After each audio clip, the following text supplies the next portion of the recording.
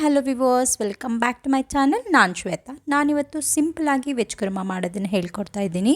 Simple ಆಗಿ ಅಂತ ಹೇಳಿದ್ರೆ ಟೇಸ್ಟ್ ಅಲ್ಲ, ಮಾಡೋದು ಮಾತ್ರ ಸಿಂಪಲ್ಲು, ಟೇಸ್ಟ್ ಅಲ್ಟಿಮೇಟ್ ಆಗಿರುತ್ತೆ. ನೋಡಿ ಎಷ್ಟು ಡಿಲಿಷಿಯಸ್ ಆಗಿ ಕಾಣಿಸ್ತಾ ಇದೆ, ಸೇಮ್ ಹೋಟೆಲ್ ತರನೇ ಇದೆ ಅಲ್ಲ. ಈ ವೆಜ್ ಕುರ್ಮಾ ಪೂರಿಗೆ, ಚಪಾತಿಗೆ, ರೋಟಿಗೆ, ದೋಸೆಗೆ ಅಂದ್ರೆ ಸೆಟ್ ದೋಸೆಗೆ ಸೂಪರ್ ಕಾಂಬಿನೇಷನ್, ಸಖತ್ತಾಗಿರುತ್ತೆ. ಟೇಸ್ಟ್ ಕೂಡ ಅಷ್ಟೇ ಚೆನ್ನಾಗಿರುತ್ತೆ, ಫಟಾಫಟ್ ಅಂತ ಆಗ್ಬಿಡುತ್ತೆ. ಬನ್ನಿ ಹೇಗೆ ಮಾಡೋದು ನೋಡೋಣ. ಮೊದಲಿಗೆ ನಾನಿಲ್ಲಿ ಸ್ಟವ್ ಮೇಲೆ ಕುಕ್ಕರ್ ಇಟ್ಕೊತಾ ಇದ್ದೀನಿ. ಕುಕ್ಕರ್ ಕಾದ ನಂತರ ನಾನಿಲ್ಲಿ 4-5 ಸ್ಪೂನ್ ಅಷ್ಟು ಎಣ್ಣೆನ ಸೇರಿಸ್ಕೊತಾ ಇದ್ದೀನಿ. ಎಣ್ಣೆ ಕಾದ ನಂತರ ಇವಾಗ ನಾನು ಅರ್ಧ ಸ್ಪೂನ್ ಸಾಸಿವೆ ಹಾಕೊಂಡೆ. ಸಾಸಿವೆ ಚಿಟಪಟ ಅಂದ ನಂತರ ನಾನಿವಾಗ ಅರ್ಧ ಸ್ಪೂನ್ ಜೀರಿಗೆ ಹಾಕೊಂಡೆ. ಜೀರಿಗೆನು ಸ್ವಲ್ಪ ಫ್ರೈ ಆಗಿದ ನಂತರ ನಾನಿಲ್ಲಿ ಕರಿಬೇವು, 1 ಕಡ್ಡಿ ಕರಿಬೇವನ್ನ ಸೇರಿಸ್ತಾ ಇದ್ದೀನಿ. ಈ ತರ ಒಗ್ಗರಣೆ ಹಾಕೊಂಡು ಇವಾಗ ನಾನು ಸಣ್ಣದಾಗಿ ಹೆಚ್ಚಿರೋ 2 ಮೀಡಿಯಂ ಸೈಜ್ ಈರುಳ್ಳಿನ ಸೇರಿಸ್ಕೊತಾ ಇದ್ದೀನಿ. ಇವಾಗ ಈರುಳ್ಳಿನ ಚೆನ್ನಾಗಿ ಫ್ರೈ ಮಾಡ್ಕೊಳ್ಳೋಣ. ಸ್ವಲ್ಪ ಈ ರೀತಿ ಬಾಡಿಸ್ತಾ ಚೆನ್ನಾಗಿ ಫ್ರೈ ಮಾಡ್ಕೋಬೇಕು ಎಣ್ಣೆಲಿ. ಇದು ಎಷ್ಟು ಚೆನ್ನಾಗಿ ಹುರ್ಕೋತೀವೋ ಅಷ್ಟು ರುಚಿ ಬರುತ್ತೆ ನಮ್ಮ ಕುರ್ಮಾಗೆ. ಇವಾಗ ಇದನ್ನು ಈ ರೀತಿ ಫ್ರೈ ಮಾಡ್ಕೊತ ಸಿಮ್ಮಲ್ಲಿಟ್ಟು ಬಿಡೋಣ ಫ್ರೈ ಆಗೋಕ್ಕೆ. ಅಷ್ಟರಲ್ಲಿ ಮಸಾಲೆ ರುಬ್ಕೊಂಡ್ಬಿಡೋಣ ಬನ್ನಿ.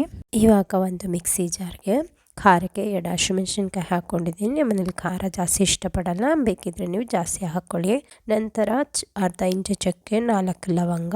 ಚಕ್ಕೆ ಲವಂಗ ಮಸಾಲೆ ಬೇಡ ಅನ್ನೋರು ಸ್ಕಿಪ್ ಮಾಡ್ಬೋದು, ಬಟ್ ಹಾಕೊಂಡ್ರೆ ತುಂಬಾ ಚೆನ್ನಾಗಿರುತ್ತೆ. ಅರ್ಧ ಇಂಚು ಶುಂಠಿ, 1 ಗೆಡ್ಡೆ ಬೆಳ್ಳುಳ್ಳಿ ಹಾಕ್ಕೊಂಡಿದ್ದೀನಿ. 1 ಕಡ್ಡಿ ಕರಿಬೇವು ಕೂಡ ಸೇರಿಸ್ಕೊಂಡೆ. ಕೊತ್ತಂಬರಿ ಸೊಪ್ಪು ಹಿಡಿಯಷ್ಟು, 4 ಸ್ಪೂನ್ ಅಷ್ಟು ಹಸಿ ತೆಂಗಿನಕಾಯಿ ಚೂರು, 3 ಸ್ಪೂನ್ ಅಷ್ಟು ಪುಟಾಣಿ. ಇವಾಗ ಇದಿಷ್ಟು ನೀರು ಹಾಕದೆ ರುಬ್ಕೊಂಬರೋಣ. ಕಾಯಿ ಚೂರು ಹಾಕಿರೋದ್ರಿಂದ ಈ ರೀತಿ ರುಬ್ಬಿದ್ರೆ ನೀಟಾಗಿ ಬ್ಲೆಂಡ್ ಆಗುತ್ತೆ. ಇವಾಗ ನೋಡಿ ಈ ಥರ ಬ್ಲೆಂಡ್ ಆಗಿದೆ, ಈ ರೀತಿ ರುಬ್ಕೊಂಡು ಬಂದಿದ್ದೀನಿ. ಇವಾಗ ನೀರು ಸೇರಿಸಿ ರುಬ್ಬೇಕಾದ್ರೆ ಫೈನ್ ಪೇಸ್ಟ್ ಆಗಿ ರುಬ್ಕೋಬೇಕು. ಅದಕ್ಕೆ ತಕ್ಕಂತೆ ನೀರು ಹಾಕೊಂಡು ರುಬ್ಕೊಳ್ಳಿ. ನಾನು ಇನ್ನೂ ನೀರು ಹಾಕೊಂಡು ರುಬ್ಕೊಂಡೆ. ಫೈನ್ ಪೇಸ್ಟ್ ಆಗಬೇಕು, ಸ್ವಲ್ಪನೂ ತರಿ ಇರಬಾರ್ದು.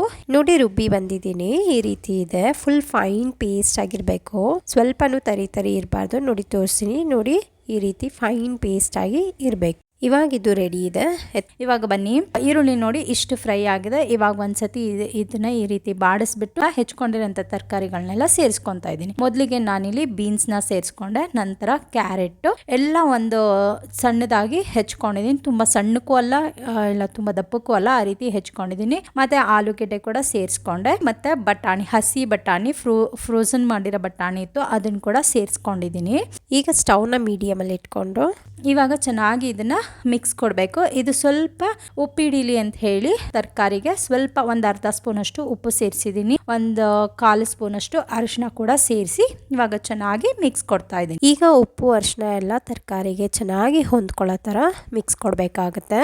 ಮಿಕ್ಸ್ ಕೊಟ್ಟಿದ ನಂತರ ನೋಡಿ ಈ ಥರ ಆಗುತ್ತೆ. ಇವಾಗ ಇದನ್ನು ಸ್ವಲ್ಪ ಹೊತ್ತು ಹೀಗೆ ಬಿಡೋಣ, ಉಪ್ಪೆಲ್ಲ ಚೆನ್ನಾಗಿ ಹಿಡೀಲಿ ತರಕಾರಿಗೆ ಅಂತ. ಇವಾಗ ಹಾಗೆ ಇನ್ನೊಂದ್ಸತಿ ಮಿಕ್ಸ್ ಕೊಟ್ಟು ನಾನಿವಾಗ ರುಬ್ಕೊಂಡಿರೋಂಥ ಮಸಾಲಾನ ಇದಕ್ಕೆ ಸೇರಿಸ್ಕೋತೀನಿ. ನೋಡಿ ರುಬ್ಕೊಂಡಿರೋ ಮಸಾಲಾನ ಸೇರಿಸ್ತಿದ್ದೀನಿ.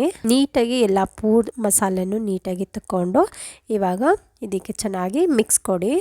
ಮಸಾಲ ಎಲ್ಲ ತರಕಾರಿಗೆ ಚೆನ್ನಾಗಿ ಹಿಡಿಬೇಕು. ಆ ಥರ ಒಂದು ಮಿಕ್ಸ್ ಕೊಟ್ಬಿಟ್ಟು ಸ್ವಲ್ಪ ಹೊತ್ತು ಇದನ್ನು ಹೀಗೆ ಮಸಾಲೆಯಲ್ಲಿ ಬಿಡೋಣ. ಮಸಾಲೆಯಲ್ಲಿ ಚೆನ್ನಾಗಿ ತರಕಾರಿಗೆ ಹಿಡಿಯುತ್ತೆ. ಇವಾಗ ಸ್ವಲ್ಪ ಡ್ರೈ ಆಯಿತು.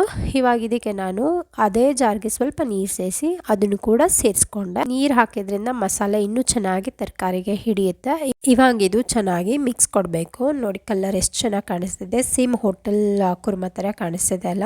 ಇವಾಗ ನೋಡಿ ಸ್ವಲ್ಪ ಹೊತ್ತು ಬಿಟ್ಟಾದ್ಮೇಲೆ ಬಾಯ್ಲ್ ಆಗ್ತಾ ಇದೆ. ಇವಾಗ ನಿಮಗೆ ಬೇಕಾಗಿರೋ ಕನ್ಸಿಸ್ಟೆನ್ಸಿಲಿ ಇವಾಗಲೇ ನೀರು ಹಾಕೊಳ್ಳಿ, ಅಂದರೆ ಸ್ವಲ್ಪ ತೆಳ್ಳಗೆ ಹಾಕೊಂಡ್ರೆ ಒಳ್ಳೇದು. ನೋಡಿ ಈ ರೀತಿ ತೆಳ್ಳಗಿರಬೇಕು, ನೀರು ಥರ ಇರಬೇಕು. ಇವಾಗ ಇನ್ನೊಂದು ಸ್ವಲ್ಪ ನೀರು ಸೇರಿಸ್ಕೋತೀನಿ ನಾನು.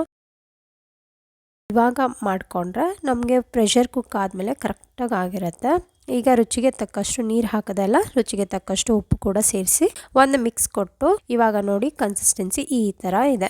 ಈ ಥರ ತೆಳ್ಳಗಿರಬೇಕು, ಆವಾಗ ನಮಗೆ ಪ್ರೆಷರ್ ಕುಕ್ ಆದಮೇಲೆ ಕರೆಕ್ಟಾಗಿ ಬರುತ್ತೆ. ಇವಾಗ ಇದು ಬಾಯ್ಲ್ ಆಗ್ತಾ ಇದೆ ನೋಡಿ. ಹೀಗೆ ಸ್ವಲ್ಪ ಹೊತ್ತು ಇದು ಫುಲ್ ಬಾಯ್ಲ್ ಆಗೋಕ್ಕೆ ಬಿಡೋಣ. ಈಗ ಫುಲ್ ಬಾಯ್ಲ್ ಆಗ್ತಾ ಇದೆ. ಇನ್ನೊಂದ್ಸತಿ ಮಿಕ್ಸ್ ಕೊಟ್ಟು ಇವಾಗ ರುಚಿ ನೋಡಿಕೊಂಡು ಕರ್ಲಿಡ್ನ ಮುಚ್ತಾ ಇದ್ದೀನಿ. 2 ವಿಷಲ್ ಸಾಕು. 2 ವಿಷಲ್ ಆಗಿದ ನಂತರ ಪೂರ್ತಿ ಪ್ರೆಷರ್ ಎಲ್ಲ ಹೋಗಿದ್ಮೇಲೆ ನಾನಿಲ್ಲಿ ಕುಕ್ಕರ್ ಲಿಡ್ ಓಪನ್ ಮಾಡ್ತಿದ್ದೀನಿ. ನೋಡಿ ಎಷ್ಟು ಚೆನ್ನಾಗಿದೆ, ಎಷ್ಟು ಚೆನ್ನಾಗಿ ರೆಡಿ ಆಗಿದೆ. ನಿಮಗೆ ನೋಡಿ ಕನ್ಸಿಸ್ಟೆನ್ಸಿ ಕೂಡ ತೋರಿಸ್ತೀನಿ. ನೋಡಿ ಎಷ್ಟು ಗಟ್ಟಿ ಇದೆ. ಇವಾಗ ಪೂರಿ ಚಪಾತಿ ರೊಟ್ಟಿಗೆಲ್ಲ ಎಷ್ಟು ಹದವಾಗಿರ್ಬೇಕು ಆ ಹದಕ್ಕೆ ಕರೆಕ್ಟ್ ಆಗಿ ಬಂದಿದೆ. ಈ ಹಂತದಲ್ಲಿ ನಿಮ್ಗೆ ಏನಾದ್ರೂ ಗಟ್ಟಿ ಆಯ್ತು ಅಂತ ಹೇಳಿದ್ರೆ ಬಿಸಿನೀರು ಸೇರಿಸ್ಕೊಳ್ಳಿ, ಸರಿ ಹೋಗುತ್ತೆ. ಅಕಸ್ಮಾತ್ ತೆಳ್ಳಗಾಯ್ತು ಅಂತ ಹೇಳಿದ್ರೆ ಸ್ವಲ್ಪ ಬಾಯ್ಲ್ ಮಾಡ್ಕೋಬೇಕಾಗತ್ತೆ, ಆವಾಗ ಕರೆಕ್ಟ್ ಕನ್ಸಿಸ್ಟೆನ್ಸಿಗೆ ಬರುತ್ತೆ. ಈ ಹಂತದಲ್ಲೇ ನಿಮಗೆ ಟೊಮ್ಯಾಟೊ ಕೂಡ ಆ್ಯಡ್ ಮಾಡ್ಕೋಬಹುದು. ಹುಳಿ ಬೇಕಂದ್ರೆ ನಾನು ಆ್ಯಡ್ ಮಾಡ್ತಿಲ್ಲ, ಅದ್ರ ಟೆಕ್ಸ್ಚರ್ ಹೋಗ್ಬಿಡುತ್ತೆ ಅಂತ. ಹೀಗೆ ಚೆನ್ನಾಗಿರುತ್ತೆ. ಹುಳಿ ಬೇಕಂತೇನು ಅನ್ಸಲ್ಲ. ಅಕಸ್ಮಾತ್ ಬೇಕಂದ್ರೂ ನಿಂಬೆ ಹುಳಿ ಹಾಕೋಬಹುದು. ಕುಕ್ ಆದ್ಮೇಲೆ ನಾನೇನಿಲ್ಲಿ ಏನು ಕುಕ್ ಮಾಡ್ಕೊತಾ ಇಲ್ಲ, ಇದು ಎಲ್ಲ ರೆಡಿ ಇದೆ. ಬನ್ನಿ ಈಗ ಸರ್ವ್ ಮಾಡ್ಕೊತಾ ಇದ್ದೀನಿ. ನೋಡಿ ಸರ್ವ್ ಮಾಡ್ತಾ ಇದ್ದೀನಿ. ಕನ್ಸಿಸ್ಟೆನ್ಸಿ, ಕಲರ್, ಟೆಕ್ಸ್ಚರ್ ಎಲ್ಲ ಎಷ್ಟು ಚೆನ್ನಾಗಿದೆ ನೋಡಿ, ಕರೆಕ್ಟ್ ಆಗಿದೆ, ಪರ್ಫೆಕ್ಟ್ ಆಗಿದೆ.